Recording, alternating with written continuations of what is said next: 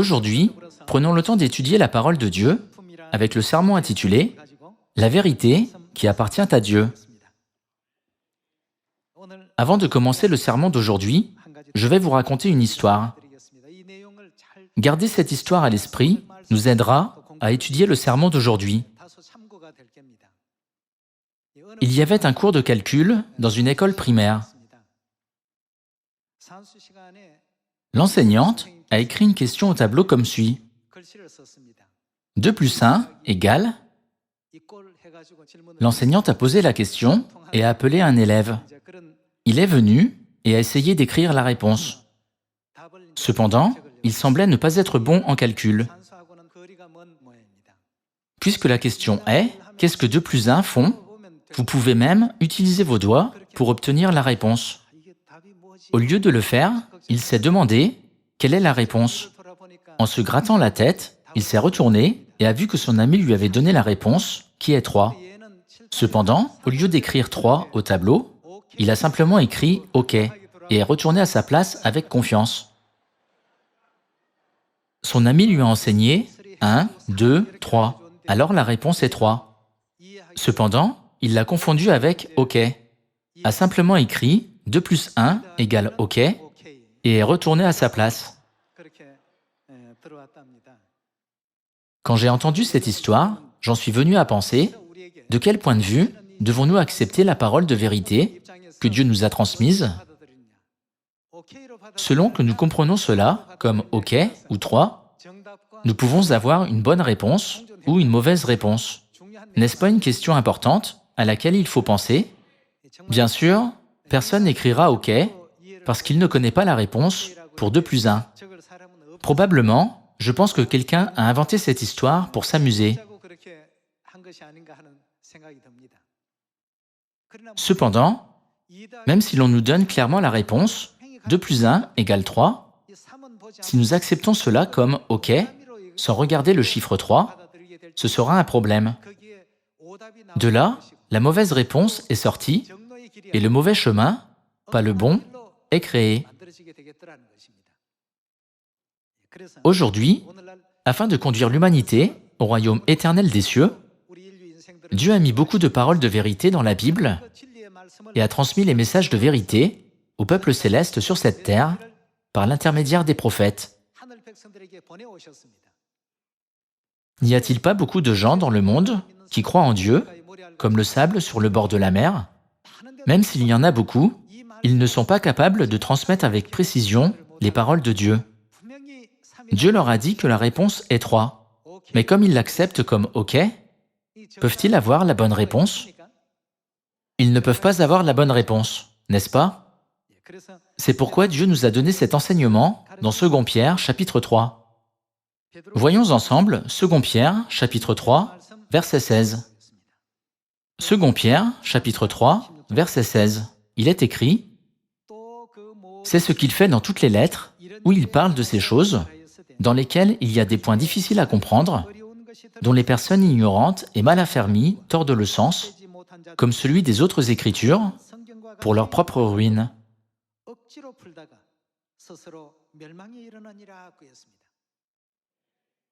Frères et sœurs, selon la vérité mathématique, 2 plus 1 égale 3. Même si son ami lui a donné la bonne réponse, il n'a pas vu la réponse. Il a regardé le cercle à côté. Alors il a écrit la mauvaise réponse, « OK ». Pour notre salut, Dieu nous a enseigné d'innombrables fois les paroles de la vérité profonde dans la Bible. Il nous a également enseigné le jour du sabbat, la Pâque et le nom nouveau. Il y a beaucoup d'églises qui tordent les messages et qui seront détruites à la fin. En revanche, il y a aussi une église qui suit correctement les paroles de Dieu et ses enseignements. Examinons Jérémie chapitre 5, où Dieu nous a enseigné la vérité et la fausseté. Jérémie chapitre 5. Lisons Jérémie chapitre 5, verset 10. « Montez sur ces murailles et abattez, mais ne détruisez pas entièrement. Enlevez ces cèpes qui n'appartiennent point, à qui? À l'Éternel. Dieu ordonne que tout ce qui n'appartient pas à Dieu soit enlevé. En d'autres termes, il doit être détruit. Dans Jérémie, chapitre 5, Dieu ordonne que ce qui n'appartient pas à Dieu soit détruit. Continuons à étudier Matthieu, chapitre 15. Voyons Matthieu, chapitre 15. Verset 13, il est écrit: Il répondit: toute plante que n'a pas plantée mon Père céleste, que lui arrivera-t-il? Elle sera déracinée. En d'autres termes, elle sera détruite par Dieu. Voyons le verset 14. Puisqu'elle sera déracinée, laissez-les, ce sont des aveugles qui conduisent des aveugles. Si un aveugle conduit un aveugle, ils tomberont tous deux dans une fosse. Ici, nous pouvons voir dans Matthieu, chapitre 15, versets 13 et 14, que tout ce que Père Céleste, c'est-à-dire Dieu, n'a pas planté, sera détruit. Il est écrit dans la Bible que tout ce qui n'appartient pas à Dieu doit être enlevé ou déraciné. En d'autres termes, il sera détruit. Examinons Actes, chapitre 5, et lisons le verset 33 ensemble.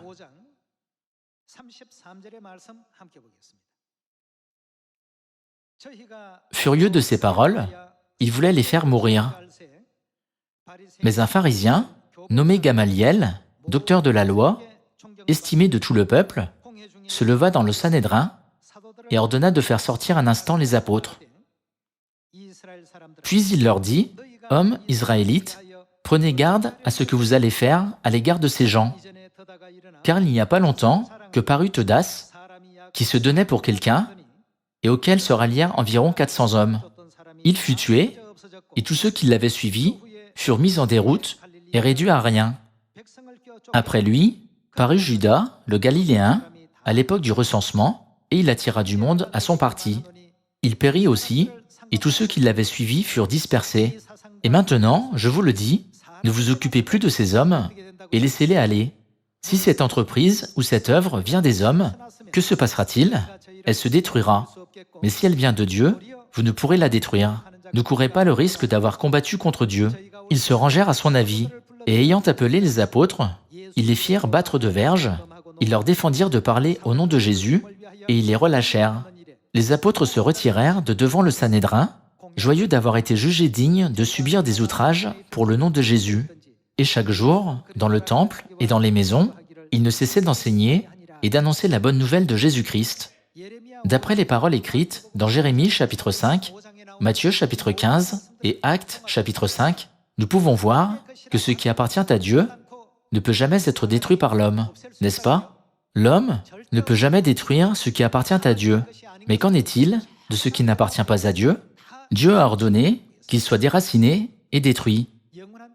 Tous les membres de la famille de Sion, qui sont dans la vérité, courent vers le ciel en espérant le royaume éternel des cieux.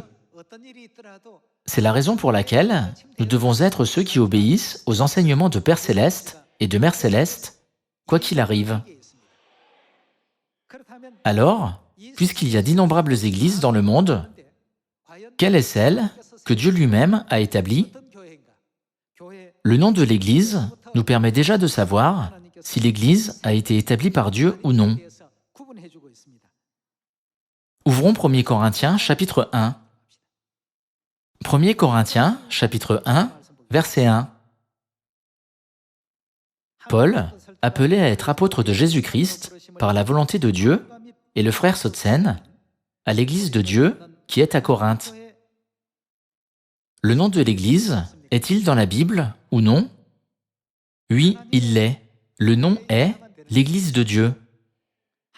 Si c'est une Église authentique, établie par Dieu, le nom doit être l'Église de Dieu. Alors, qui a établi l'Église de Dieu? Dieu lui-même l'a établie. Dieu a-t-il vraiment établi cette Église? Confirmons cela à travers Psaume, chapitre 102.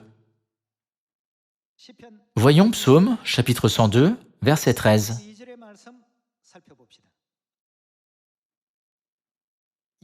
Mais toi, Éternel, tu règnes à perpétuité, et ta mémoire dure de génération en génération.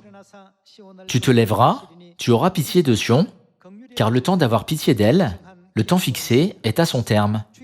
Car tes serviteurs en aiment les pierres, ils en chérissent la poussière. Alors, les nations craindront le nom de l'Éternel, et tous les rois de la terre ta gloire. Oui, l'Éternel rebâtira. Que rebâtira-t-il? Sion, il se montrera dans sa gloire. Selon la prophétie de la Bible, qui établira l'Église de Dieu, qui célèbre les fêtes de Dieu? Elle sera sûrement établie par Dieu. Sion ne sera établie par aucun homme. Elle sera absolument établie par Dieu. En ce qui concerne l'Église que Dieu établira, confirmons-la, une fois de plus, à travers Actes, chapitre 20. Voyons Actes, chapitre 20, verset 28. Dans Actes, chapitre 20, verset 28, il est écrit « Prenez donc garde à vous-même et à tout le troupeau sur lequel le Saint-Esprit vous a établi évêque pour faire quoi? Pour paître l'Église de Dieu qu'il s'est acquise par son propre sang. » Dieu a établi cette Église avec son propre sang. Cette Église est l'Église de Dieu que l'apôtre Paul a écrite dans 1 Corinthiens chapitre 1. Par quoi Dieu s'est-il acquis l'Église de Dieu? Il s'est acquis cette Église par le sang de son alliance. L'Église de Dieu est établie avec le sang précieux de la vérité de la Pâque de la Nouvelle Alliance. Frères et sœurs, avec cette caractéristique notable, nous devons être capables de distinguer la vérité de la fausseté. Alors, quelles sont les autres caractéristiques de l'Église que Dieu a établie? Voyons Luc, chapitre 4, et examinons chacune de ces caractéristiques. Ce n'est que lorsque nous appartenons à Dieu que nous pouvons entrer dans le salut éternel. Nous ne pouvons pas aller au ciel par d'autres moyens, n'est-ce pas? Regardons Luc, chapitre 4, verset 16. Luc, chapitre 4, verset 16. Il se rendit à Nazareth, où il avait été élevé, et, selon sa coutume, il entra dans la synagogue le jour du sabbat. Il se leva pour faire la lecture. Nous pouvons voir que la Bible dépeint la scène où Jésus a observé le jour du sabbat. Alors, quel jour le culte doit-il avoir lieu dans l'Église que Jésus a établie? D'après Matthieu, chapitre 12, verset 8, de quel jour le Fils de l'homme est-il maître? Alors, bien sûr, l'Église que Jésus a établie doit avoir la règle d'observer le jour du sabbat. De plus, l'Église doit porter le nom d'Église de Dieu, et ce doit être l'Église que Dieu lui-même a établie en venant en chair. L'apôtre Paul a également sanctifié le jour du sabbat en suivant les exemples et les enseignements de Jésus. Confirmons cela dans Actes, chapitre 17. Tous ces enseignements ont été donnés par Dieu. À travers Jérémie, chapitre 5, Dieu nous éveille au fait que toutes les choses, autres que celles que Dieu a données, sont de l'ivraie, qui n'est pas le véritable évangile, mais des faussetés qui doivent être déracinées et détruites. Voyons Actes, chapitre 17, verset 2. Paul y entra selon sa coutume. Pendant 3 sabbats, il discuta avec eux, d'après les Écritures, expliquant et établissant que le Christ devait souffrir et ressusciter des morts. Et Jésus que je vous annonce, disait-il, c'est lui qui est le Christ. À l'époque, les gens pensaient à tort que Jésus n'était qu'un homme ordinaire, le fils d'un charpentier.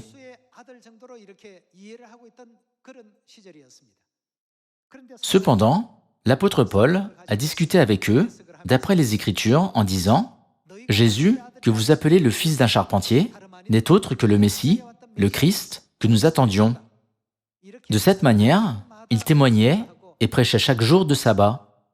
Il enseignait aux gens la parole de vérité chaque jour de sabbat. En d'autres termes, qu'est-ce que cela veut dire?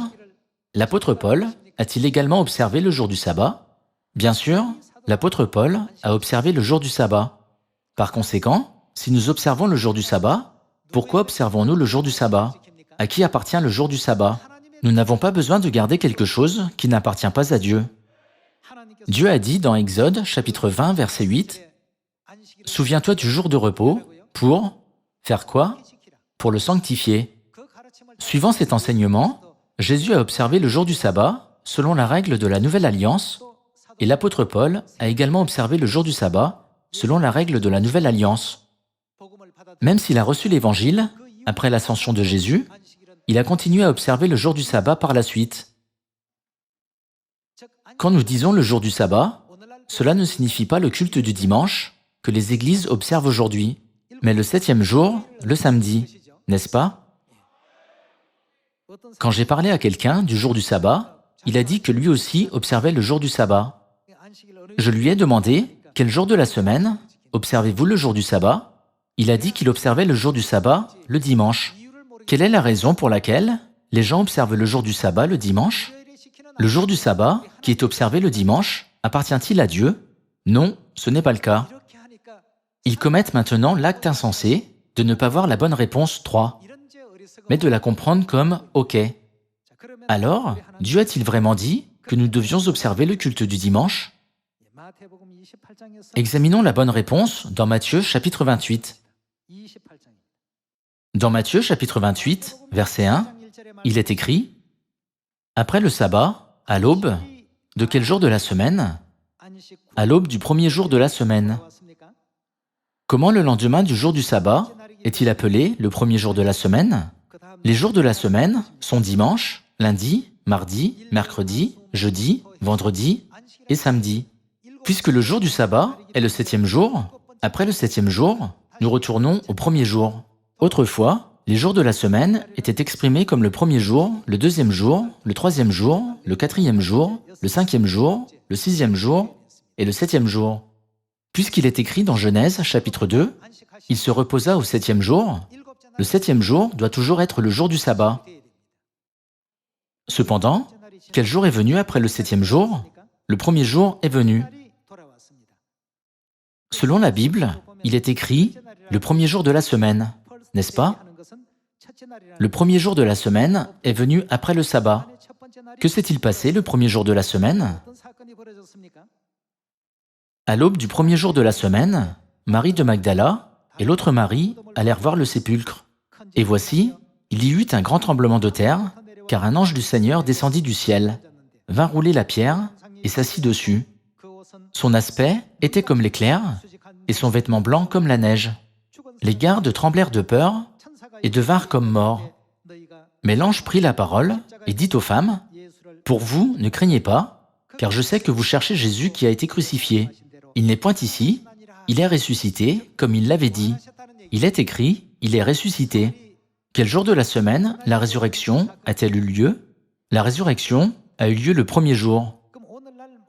Quel jour de la semaine toutes les églises croient-elles que Jésus est ressuscité? Elles croient toutes correctement que Jésus est ressuscité le dimanche. Cependant, le dimanche, est-il le 7e jour? Non, c'est le premier jour. Dieu n'a jamais fixé le premier jour comme le jour du sabbat, nulle part dans la Bible. Le premier jour ne peut pas être le jour du sabbat. Alors, si le dimanche est le premier jour, quel jour doit être le 7e jour? Dimanche, lundi, mardi, mercredi, jeudi, vendredi et samedi. Le samedi est le 7e jour. Puisque le samedi est le 7e jour de la semaine, nous observons le sabbat le samedi. Alors, selon le commandement de Dieu, souviens-toi du jour du sabbat pour le sanctifier. Ceux qui observent le dimanche comme jour du sabbat peuvent-ils être considérés comme ceux qui ont la vérité de Dieu? Leur foi n'est pas authentique, mais fausse.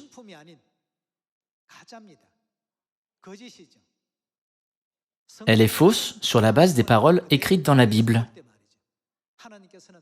Dieu a dit, « Enlevez tout ce qui n'appartient pas à l'Éternel, détruisez tout cela. » Alors, afin d'enlever ce qui n'appartient pas à Dieu, Ne devrions-nous pas aller vers toutes les nations, leur enseigner ce qui est bien de ce qui est mal, et les guider vers les enseignements corrects?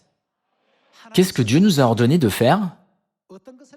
Quelle vérité nous a-t-il enseigné afin de nous conduire au royaume des cieux et au chemin du salut? Nous devons toujours garder cela à l'esprit et suivre les enseignements de la Bible tels quels. Donc, nous ne devons rien ajouter à la parole de Dieu, ni rien en retrancher, n'est-ce pas? N'est-il pas écrit, dans Apocalypse, chapitre 22, verset 18, « N'ajoutez rien et ne retranchez rien ». Nous ne devons rien ajouter à ce qui appartient à Dieu, ni rien en retrancher. Notre Église observe le jour du sabbat, et le nom de l'Église est l'Église de Dieu. De plus, elle a été établie par Dieu le Père et Dieu la Mère. L'Église de Dieu est la véritable Église authentique. Alors, focalisons-nous non seulement sur le jour du sabbat, mais examinons également l'importance du baptême en allant à Matthieu chapitre 28, verset 18. Lisons Matthieu chapitre 28, verset 18. Chapitre 28, verset 18. Jésus s'étant approché, leur parla ainsi. « Tout pouvoir m'a été donné dans le ciel et sur la terre. Allez, faites de toutes les nations des disciples, les baptisant au nom du Père, du Fils et du Saint-Esprit, et enseignez-leur à observer tout ce que je vous ai prescrit. »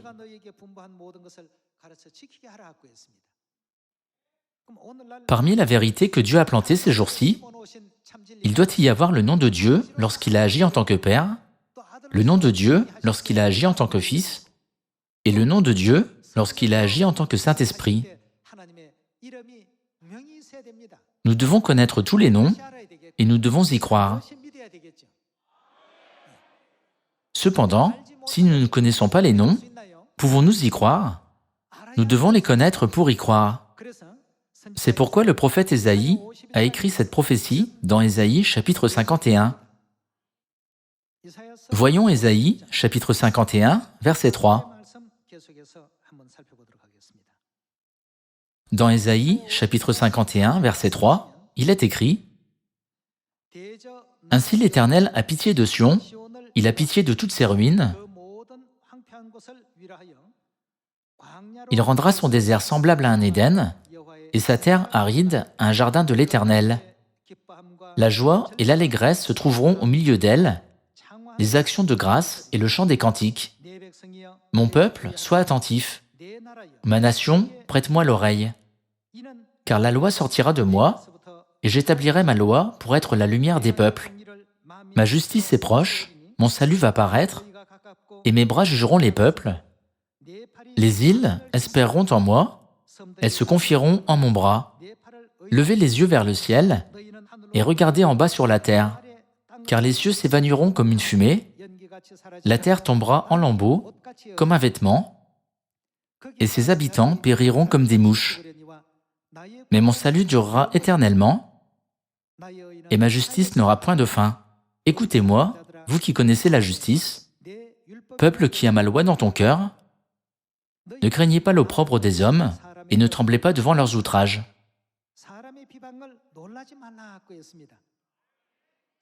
Ceux qui gardent la loi de Dieu dans leur cœur sont ceux-là même qui connaissent le nom de Dieu.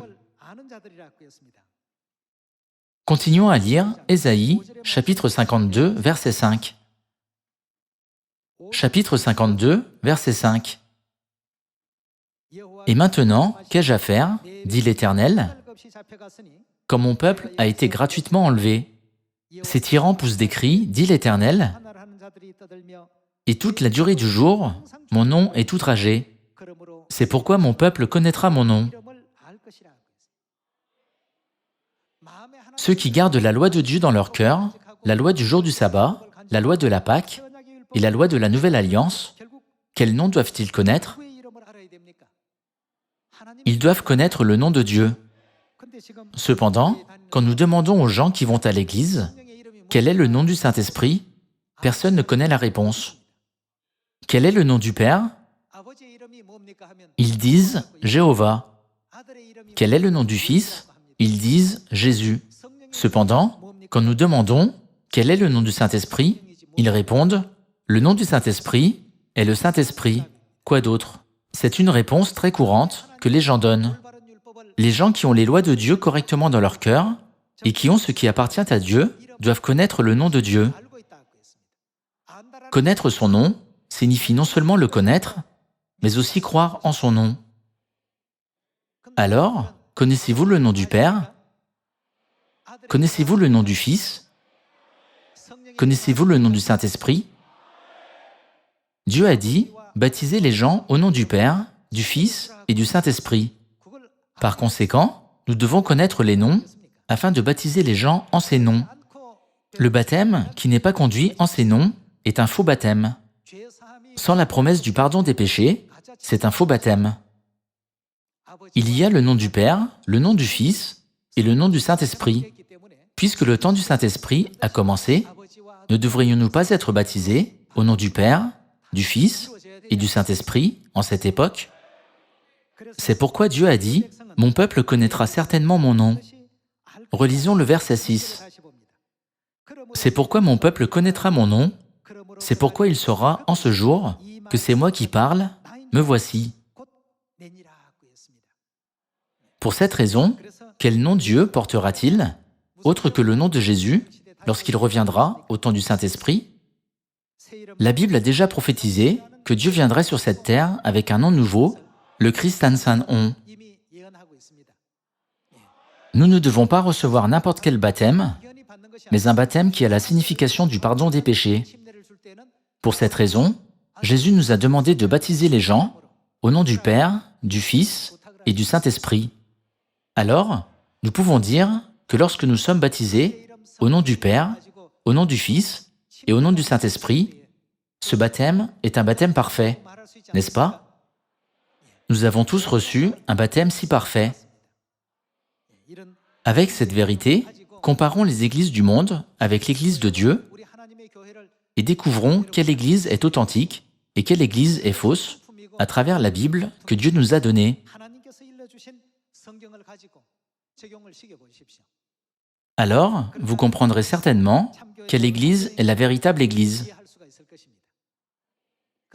Au temps du Saint-Esprit, devrions-nous connaître seulement le nom du Saint-Esprit? Selon Apocalypse, chapitre 22, qui d'autre apparaîtra? Nous devons également avoir la foi en l'épouse ainsi qu'en l'Esprit.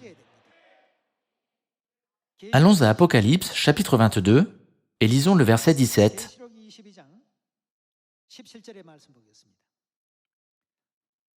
Et l'Esprit et l'épouse disent « Viens », et que celui qui entend dise « Viens », et que celui qui a soif vienne, que celui qui veut prenne de l'eau de la vie gratuitement. En ce dernier temps du Saint-Esprit, puisque l'Esprit et l'épouse disent « Viens », nous devons aller à l'Église où se trouvent l'Esprit et l'épouse afin de recevoir le salut et la vie éternelle. Ce n'est pas l'enseignement d'un philosophe de passage ou d'un professeur, mais l'enseignement de qui? C'est l'enseignement de Dieu que Dieu a donné. Il appartient à Dieu et Dieu l'a fait connaître à l'humanité. Ainsi, nous devons avoir la foi en Dieu le Père et en Dieu la Mère, mais nous ne pouvons pas avoir la foi en eux dans une fausse église. Seuls ceux qui sont venus à Dieu le Père et à Dieu la Mère, l'Esprit et l'Épouse, peuvent recevoir la promesse de la vie éternelle dans le royaume des cieux. Frères et sœurs, même si nous connaissons bien le jour du sabbat et la Pâque, nous ne pouvons pas dire que nous avons la foi correcte en Dieu si nous ne connaissons pas Dieu la Mère. Où toute cette vérité nous conduit-elle? Elle nous conduit à l'Esprit et à l'Épouse. Nous devons connaître Dieu le Père et Dieu la Mère pour devenir les enfants célestes, n'est-ce pas? Nous avons Dieu le Père et nous avons aussi Dieu la Mère. Rappelons-nous une fois de plus que cette vérité appartient à Dieu et qu'elle est authentique. En vous demandant à tous de proclamer la vérité que Dieu nous a donnée à tous les gens du monde, j'aimerais conclure le sermon. Merci beaucoup.